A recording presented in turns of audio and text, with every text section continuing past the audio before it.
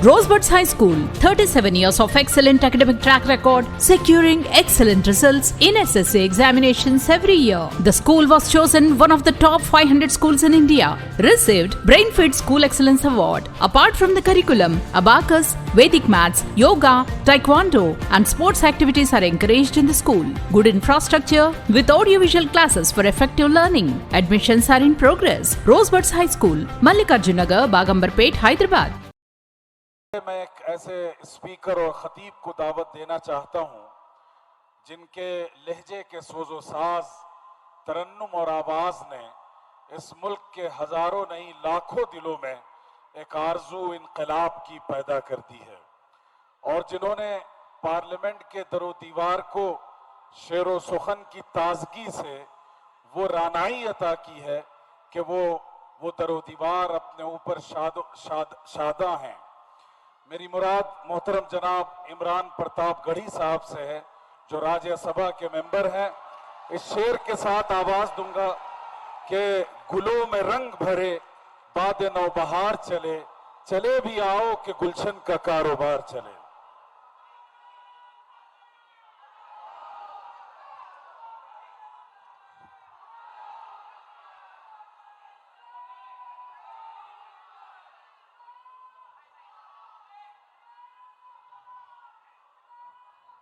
सलाम करता हूं रांची ही नहीं बल्कि पूरे झारखंड के अलग अलग हिस्से से आए हुए तमाम जिंदा दिल साथियों को जिन्होंने इस बारिश में भी हजारों की तादाद में इकट्ठा होकर के पूरे मुल्क को एक संदेशा देने का काम किया है। मुस्लिम पर्सनल लॉ बोर्ड का शुक्रिया अदा करूंगा और खुसूसी तौर पर शुक्रिया अदा करूंगा मोहतरम अदीब साहब का। उन्होंने मुझे हुक्म दिया कि आपको हाजिर होना है, उनका हुक्म था, हम आपके बीच में हैं। और इस बारिश में भी मुझे एक वक्त तो ऐसा लगा था कि शायद प्रोग्राम नहीं हो पाएगा।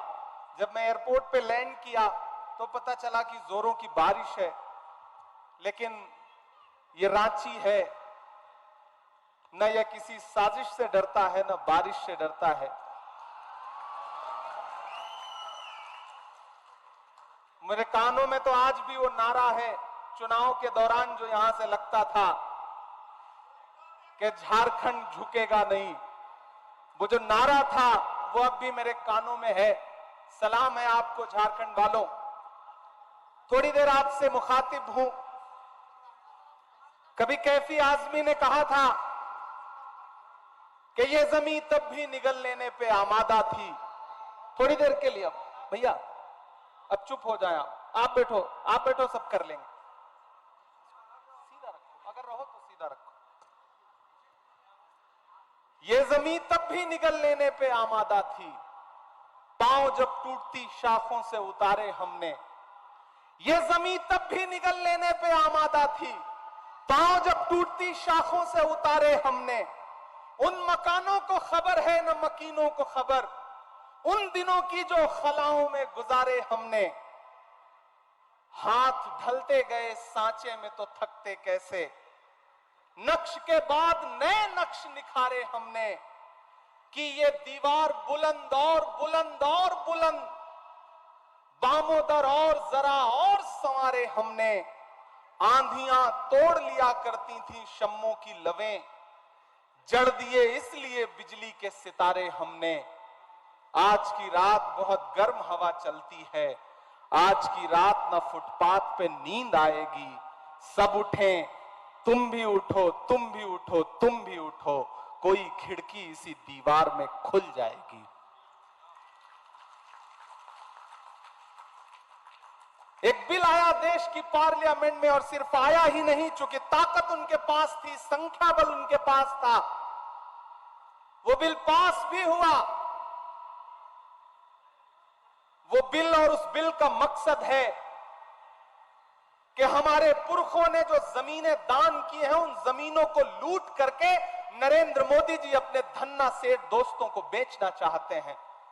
उस बिल का मकसद यह है, उस बिल का मकसद यह है कि आपकी इबादतगाहें, आपकी खानकाहें, आपकी दरगाहें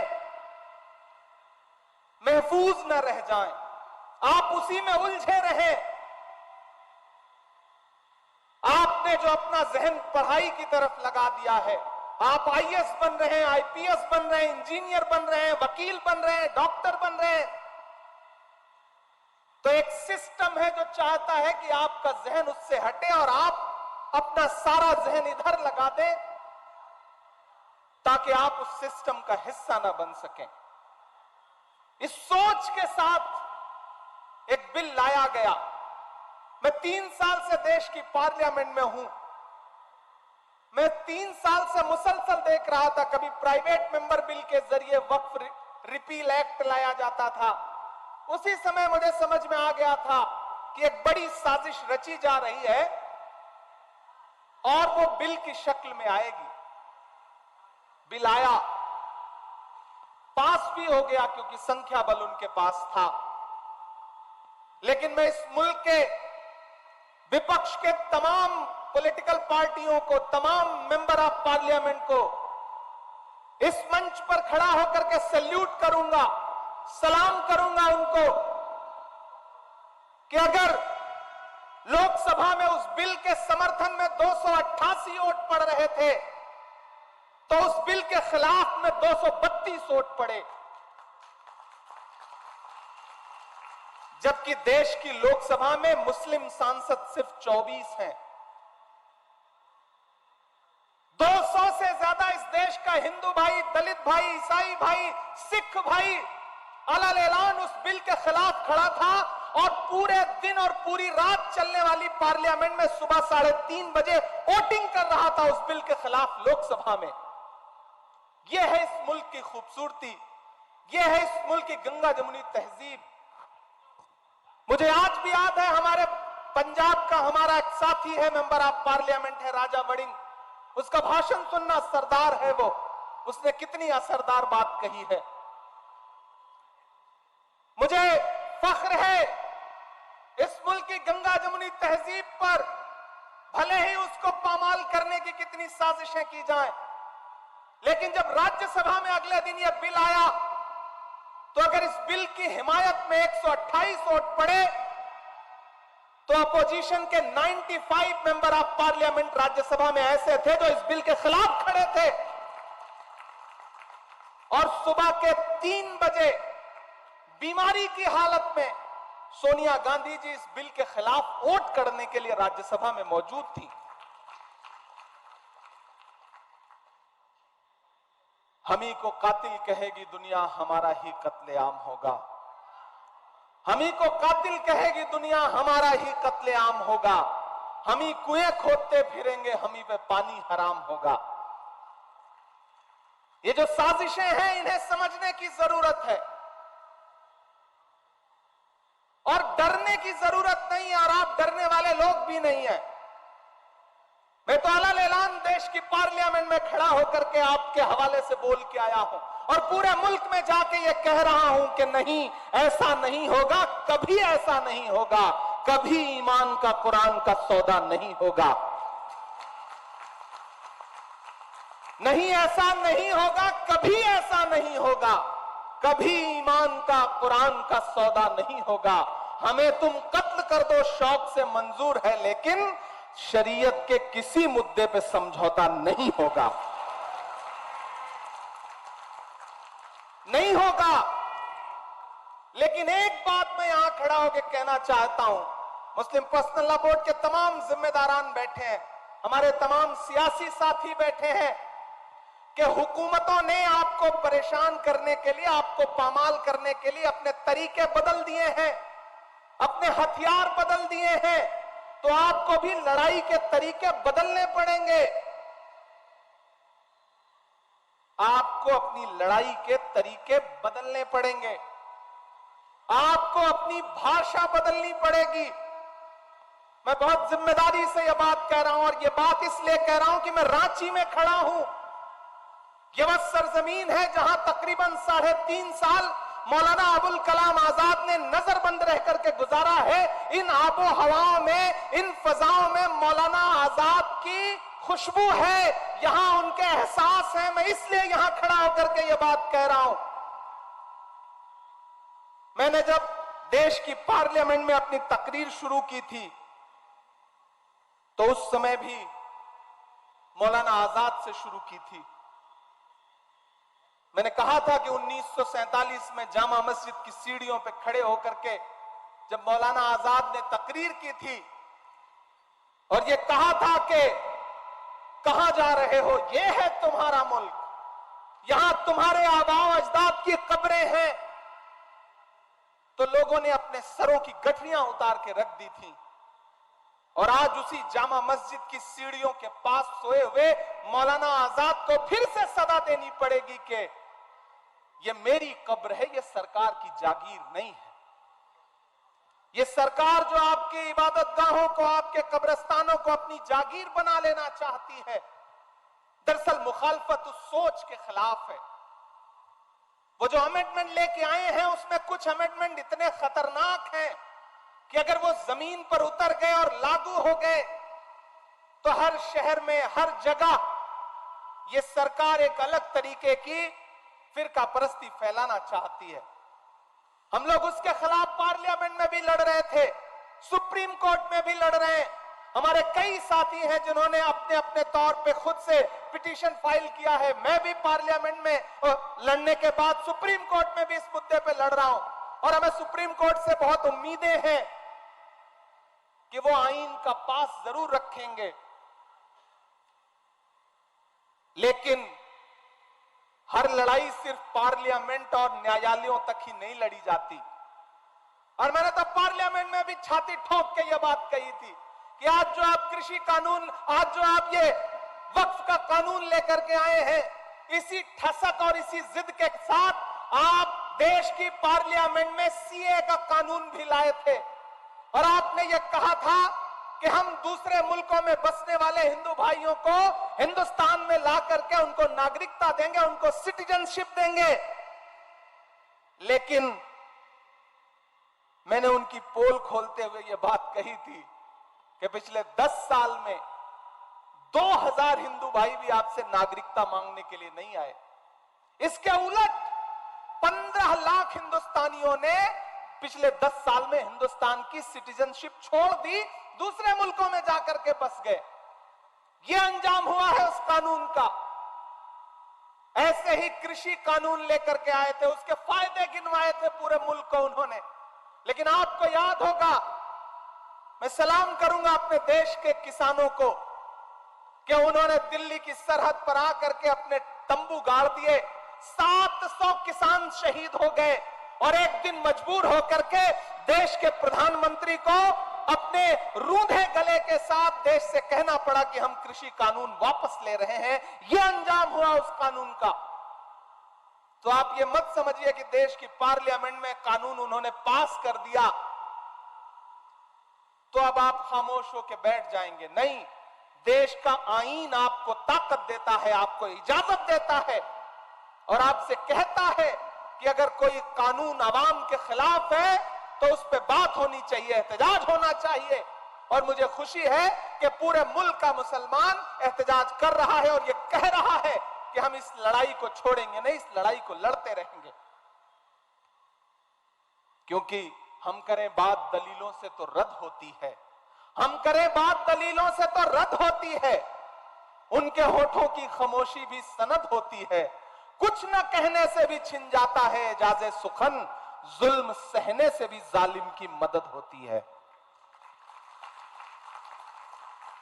ये जुल्म सहना नहीं है, इसके खिलाफ आवाज उठानी है।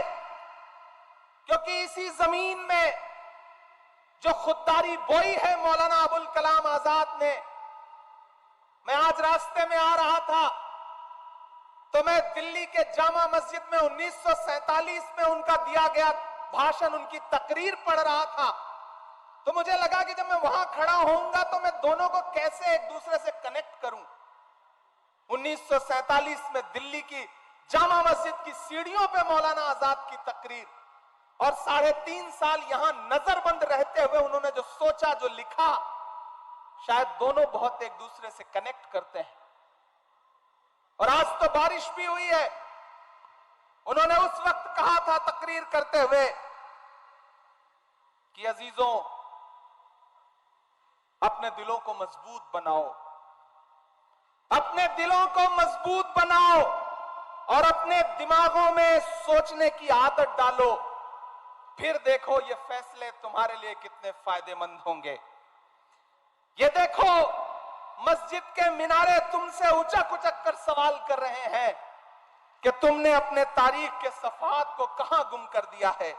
अभी कल की ही बात है कि यही जमुना के किनारे तुम्हारे काफिलों ने वजू किया था और आज तुम हो कि यहां रहते हुए खौफ महसूस करते हो।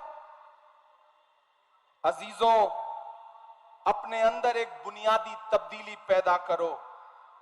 तुम्हारा खौफ बेजा है। मुसलमान और बुजदिली एक जगह जमा नहीं हो सकता।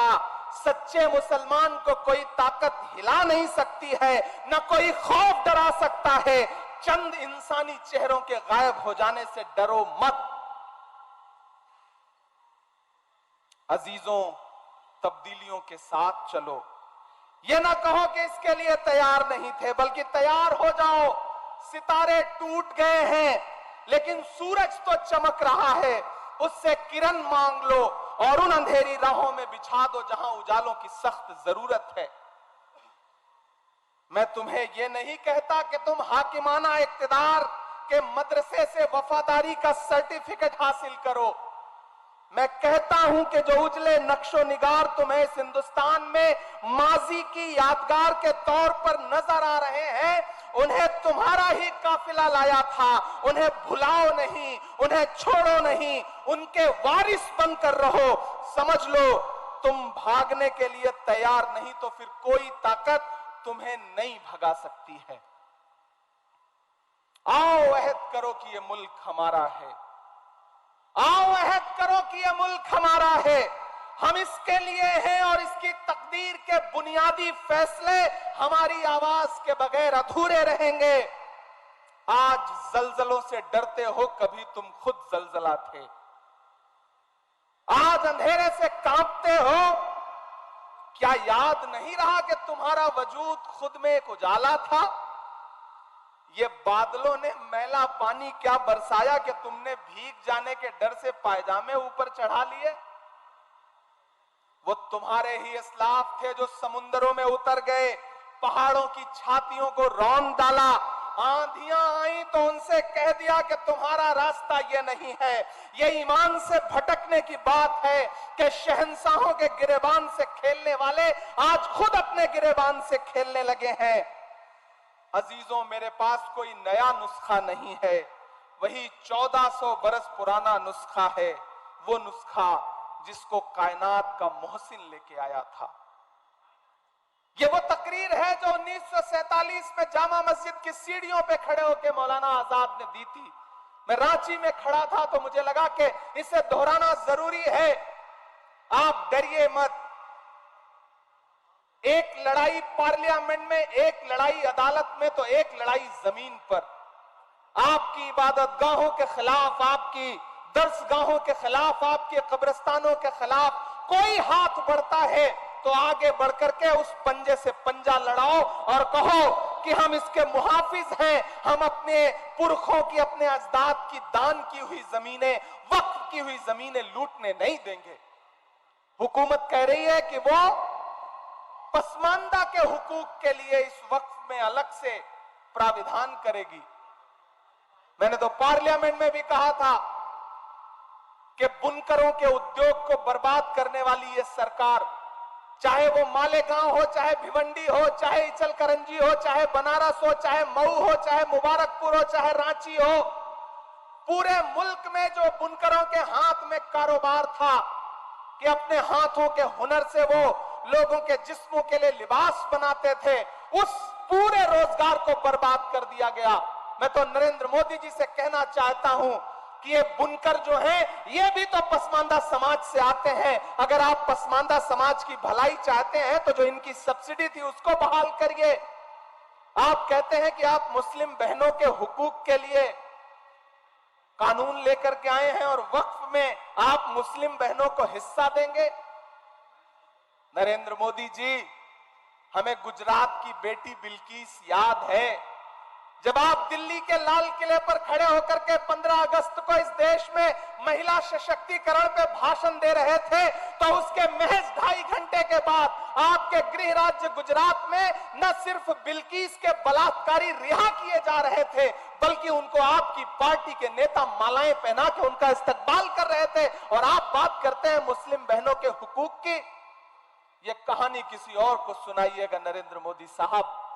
हम समझते हैं इस खेल को, हमारी नई नस्लें समझती हैं इस खेल को। ये लड़ाई जारी रहनी चाहिए। रांची वालों, एक बात याद रखना कि जब वक्त पे कोई लड़ाई लड़ी जाती है तो जीत उसमें यकीनन हमारी होती है। वक्त की अहमियत को समझना पड़ेगा। जो अखबार सुबह 5 रुपए का एक बिकता है, शाम होते होते वही 5 रुपए का 1 किलो मिलता है। वक्त की अहमियत को समझना पड़ेगा। खामोश मत होइएगा, डरिएगा मत, क्योंकि जब तक शेर अपनी कहानियां खुद लिखना नहीं सीखेंगे, तब तक अपनी कहानियों में शिकारी खुद को महान बताते रहेंगे। हर प्लेटफॉर्म पे आवाज उठाइए, आवाजें बुलंद बोलिए। इस देश के सिख भाई, इस देश के आदिवासी भाई, इस देश के दलित भाई, इस देश के पिछड़े और इस देश के अमन पसंद फॉरवर्ड क्लास के लोग भी आपके साथ हैं। वो इस लड़ाई में आपकी बाट जोड़ रहे हैं और आपका साथ देने के लिए तैयार हैं। और मैं जिस पार्टी से आता हूं, उसका माइनॉरिटी डिपार्टमेंट का नेशनल चेयरमैन होने की हैसियत से भी कह रहा हूं कि आने वाले दिनों में जब भी सरकार बदलेगी, मैं यकीन दिलाता हूं आप सारे लोगों को कि पहली फुर्सत में जब भी हुकूमत बदलेगी, ये जो भी आईन के खिलाफ जाकर के अमेंडमेंट लाए हैं, इसको एक झटके में फिर उसी संसद के जरिए बदलने का काम इंडिया गठबंधन करेगा, कांग्रेस पार्टी करेगी। ये हम आपको भरोसा दिलाते हैं। इसलिए बिल्कुल मायूस मत होइए, मायूसी कुफ्र है। हम लड़ेंगे, अपनी जमीनों की हिफाजत करेंगे, अपनी दरसगाहों की हिफाजत करेंगे, अपनी खानकाहों की हिफाजत करेंगे, अपने कब्रिस्तानों की हिफाजत करेंगे। कोई हुकूमत, कोई सरकार हमसे छीन नहीं सकती। और अभी हफीजुल भाई ने तो भरोसा भी दिलाया, यहां के चीफ मिनिस्टर साहब भी, हेमंत सोरेन साहब भी इस चीज को लेकर के संजीदा हैं। तो कम से कम कर्नाटक हो, तेलंगाना हो, झारखंड हो, ऐसे कई सूबे हैं जहां भाजपा की नफरत वाली सोच के बरक्स एक नई सेकुलर सोच खड़ी है, जो उनके किसी भी कानून के खिलाफ, जो कानून अवाम के हक में नहीं है, उसको अपने यहां इंप्लीमेंट नहीं होने देगी। ये हम आपको भरोसा दिलाते हैं। आपने बहुत लंबी तकरीरें सुनी है, बहुत ज्यादा बात नहीं करनी है। बस आपका इस बात के लिए शुक्रिया अदा करना है कि आप इस बारिश में भी हजारों की तादाद में यहां इकट्ठे हुए। कोई आंधी, कोई तूफान, कोई बारिश अगर आपको रोक नहीं पा रहा है, तो फिर ये आपका जज्बा ही हमारी ताकत है। ये जो हमारे मुस्लिम पर्सनल लॉ बोर्ड के जो तमाम बुजुर्ग बैठे हैं, ये आपके हौसले की बुनियाद पर लड़ रहे हैं। इन्होंने अपनी उम्र जी ली है, लेकिन ये अपने आने वाले मुस्तकबिल के लिए लड़ रहे हैं, अपने नए नस्ल के बच्चों के लिए लड़ रहे हैं। यहां मौजूद एक एक शख्स हमारे इन बुजुर्गों के हौसले के लिए, इनके लिए दुआ के लिए एक एक हाथ उठा करके, ताली बजा करके इनका एहसास दिलाए कि कौम की नई नस्ल आपके साथ खड़ी है। आप पूरे मुल्क में इस आंदोलन की अलख जगा के रखिए, इंकलाब बर्पा करके रखिए। इंशाअल्लाह नई नस्ल आपको जब भी जरूरत होगी, बदन में जो भी लहू है तेरी अमानत है, जहां जहां हो जरूरत वसूल कर लेना। हम सारे लोग किसी कुर्बानी से पीछे नहीं हटेंगे। किसानों ने 700 जानें कुर्बान की, लेकिन हुकूमत को झुकने पे मजबूर कर दिया। तो हम तो सरकार से कहना चाहते हैं कि तुझको कितनों का लहू चाहिए अर्ज़े वतन, कितनी आहों से कलेजा तेरा ठंडा होगा।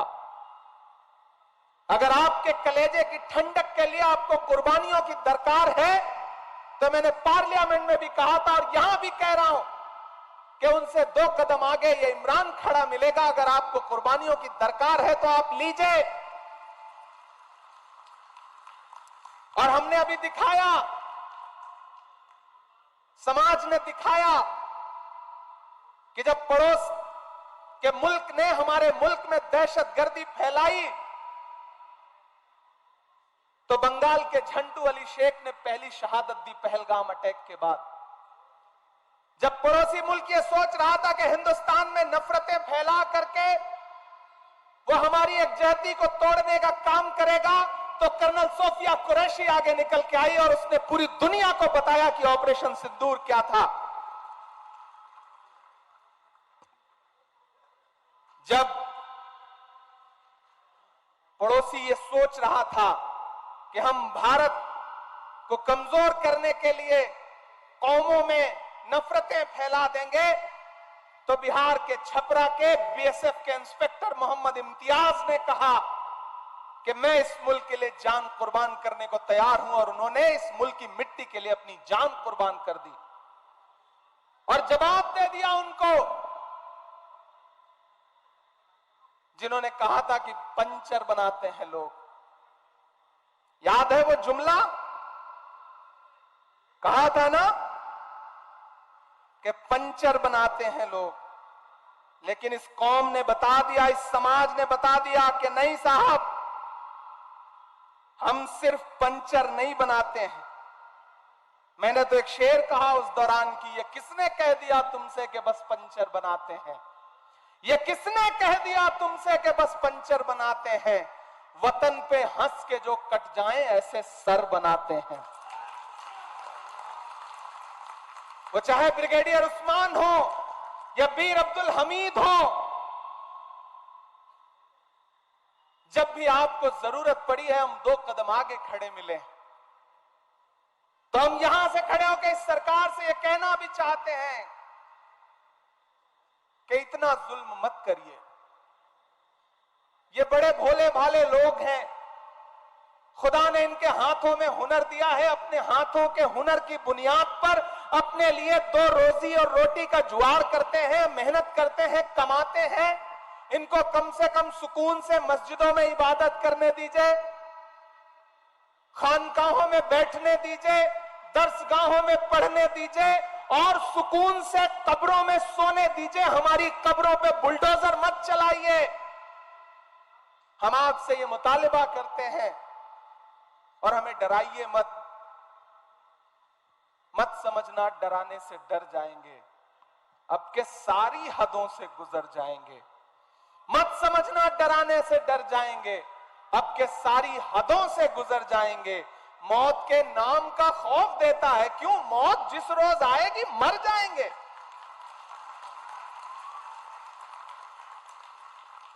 हमने जमजम दिया, आबे गंगा दिया, तुमने भारत को दंगा ही दंगा दिया। तुमने एक रंग के ख्वाब देखे मगर हमने हिंदुस्तान को तिरंगा दिया। ये तिरंगा बदन पर लपेटे हुए एक दिन इस जमीन में उतर जाएंगे। मत समझना डराने से डर जाएंगे। हुकूमतों को यह बात समझ लेनी चाहिए और वो समझ भी रहे हैं, ऐसा नहीं कि नहीं समझ रहे हैं। ये वक्फ अमेंडमेंट एक्ट पास होने के बाद जो मुल्क में कुछ बहुत सरप्राइजिंग हुआ है, कहीं ना कहीं ये इस बात का सबूत है कि वो समझ रहे हैं और चाहते हैं कि आपका जहन इससे हट जाए। लेकिन मैं मुस्लिम पर्सनल लॉ बोर्ड को सलाम करूंगा कि उन्होंने कहा है कि नहीं, हम जहन नहीं हटने देंगे, हम लगातार लोगों को बेदार करते रहेंगे और बेदार कर रहे हैं। मैं मेंबर ऑफ पार्लियामेंट हूं, मुझे आपकी दुआओं ने पार्लियामेंट में पहुंचाया है।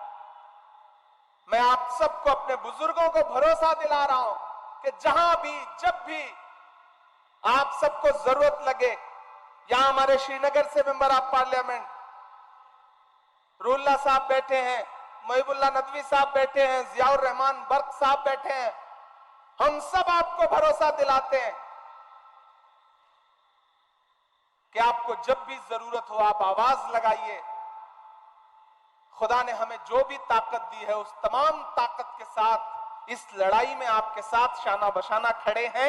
ये नहीं देखेंगे कि क्या नफा होगा क्या नुकसान होगा, जो होगा होगा। ये लड़ाई बहुत जरूरी है और ये लड़ाई बहुत अहम है। हम इस लड़ाई में आपके साथ खड़े हैं। आपका एक बार फिर से बहुत शुक्रिया। हम इस लड़ाई को जीतेंगे क्योंकि हम हक पर हैं, हम सच्चाई पर हैं। और आप भरोसा करिए कि सच्चाई से बड़ी कोई ताकत नहीं होती है। बीच में आपको याद होगा कि जो छोटी छोटी पॉलिटिकल पार्टियां हैं जो आजकल भाजपा के इशारे पे कुछ भी करने को तैयार है, उनके सहयोगी बन के घूम रहे हैं, वो मीडिया में बाइट दे रहे थे कि नहीं नहीं वक्फ के बिल से कोई नुकसान नहीं होगा, हम मुसलमानों को भरोसा दिला रहे हैं। कौन दिला रहा था? चिराग पासवान दिला रहे थे। कौन दिला रहा था? जयंत चौधरी दिला रहे थे। कौन दिला रहा था? नीतीश कुमार दिला रहे थे। कौन दिला रहा था? अजीत पवार दिला रहे थे। कौन दिला रहा था? चंद्रबाबू नायडू जी दिला रहे थे। तो मैं तो उन सब से कहना चाहता हूं कि कलम से और न स्याही से बात करना है, कलम से और न स्याही से बात करना है, वजीर से ना सिपाही से बात करना है। हमारे बीच में दरबारियों को मत भेजो, हमें तो जिल्ले इलाही से बात करना है।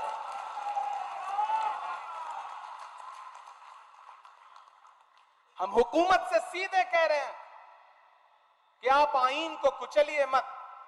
डॉक्टर बाबा साहब अंबेडकर का लिखा हुआ ये जो आईन है, ये जो संविधान है, उसका आर्टिकल 14 हो, आर्टिकल 26 हो, आर्टिकल 30 हो, वो इस मुल्क के हर शहरी को, हर नागरिक को यह इजाजत देता है कि वो जैसे चाहें वैसे पूजा कर सकते हैं, इबादत कर सकते हैं, अपने इबादत गाहें बना सकते हैं, अपने गुरुद्वारे बना सकते हैं, मंदिर बना सकते हैं, मस्जिद बना सकते हैं।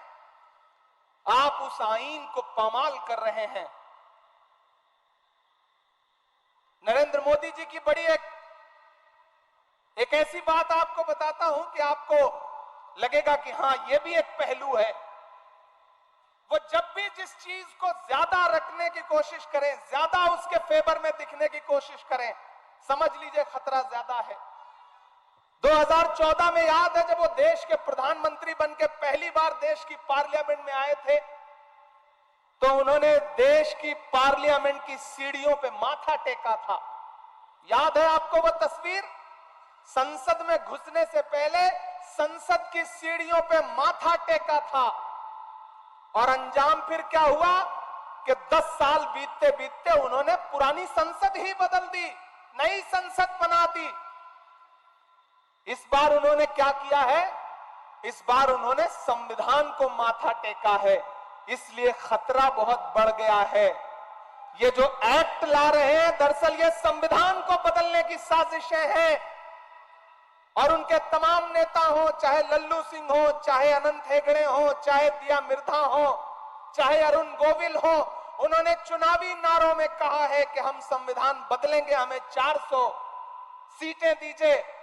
वो तो भला हो इस देश के अमन पसंद लोगों का कि उन्होंने 400 पार का नारा लगाने वालों को 240 पे लाके अटका दिया। उनको हुकूमत चलाने के लिए 2 बैसाखियों की जरूरत पड़ी, एक नीतीश बाबू की, एक चंद्र बाबू की।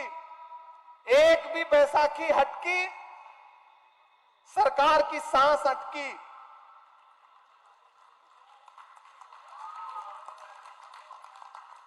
इसलिए जब हुकूमत ये दिखा रही है कि वो बहुत ताकतवर है, वो जो चाहे वो कर सकती है, तो आप ये समझ लीजिए कि हाकिम डरा हुआ है।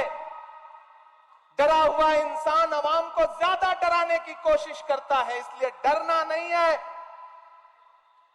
बिल्कुल डरना नहीं है। हुकूमत की आंख से आंख मिला के कहना है कि मैं ये नहीं कहता कि मेरा सर न मिलेगा, मैं ये नहीं कहता कि मेरा सर न मिलेगा, लेकिन मेरी आंखों में तुझे डर न मिलेगा। पूरी दुनिया में उथल पुथल मची है, पूरी दुनिया में उथल पुथल मची है। इसलिए अपना किरदार दुरुस्त करो, दुआओं की सदाएं बुलंद करो, हक पर रहो। जो हक पे होगा उस हक के रास्ते में बड़ी ताकत है। जाते जाते एक शेर सुना के जा रहा हूं, आप कनेक्ट कर लेना मैं कहां से कह रहा हूं, नाम नहीं लूंगा, कि कहीं दरिया कहीं कोसार कहीं झीलें हैं। रांची वालों,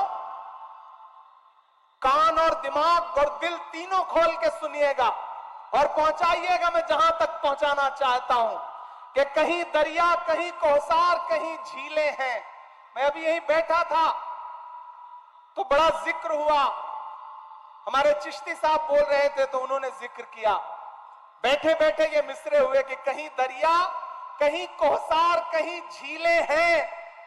ऐ मेरे रब तेरे होने की ये तफसीलें हैं। कहीं दरिया कहीं कोसार कहीं झीलें हैं। ऐ मेरे रब तेरे होने की ये तफसीलें हैं। जालिमों पर जो बरसती हुई देखी हमने, तैयार रहना, जालिमों पर जो बरसती हुई देखी हमने, ये मिसाइल नहीं है ये तो अबाबीलें हैं। शुक्रिया।